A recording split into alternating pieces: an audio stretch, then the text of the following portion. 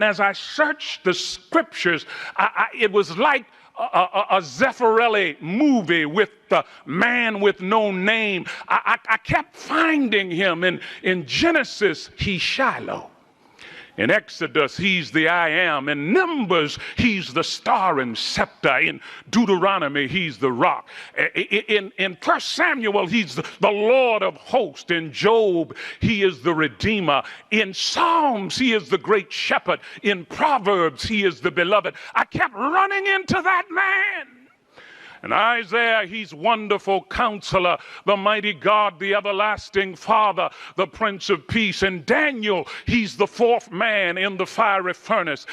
In Micah, he is the one whose going forth of old is from everlasting to everlasting. In Zechariah, he is the branch. In Malachi, he is the messenger of the covenant. Matthew calls him Savior. Mark calls him Son of Man. Luke calls him the great physician. John calls him the Word made flesh.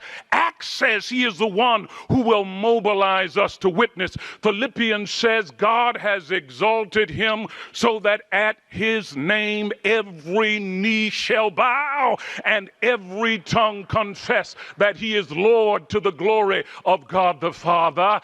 1 Thessalonians says he is the one who will descend from heaven with a shout, with the voice of the archangel and the trump of God. And Jude says he's able to keep me without stumbling or slipping and present me without fault, without blemish before the presence of his glory with unspeakable ecstatic delight in triumphant joy and exultation. And John said, I was in the Spirit on the Lord's day, on that isle of Patmos in the Aegean Sea. I saw him high and lifted up. He is Alpha, he's Omega, he is beginning, he is ending.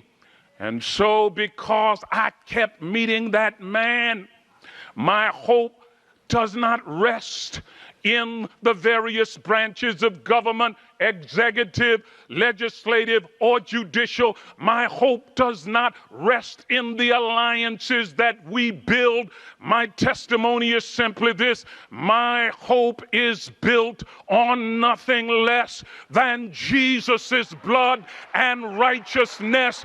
I dare not trust the sweetest flame, but wholly lean on Jesus' name. On Christ, the solid rock I stand. All other ground is sinking sand.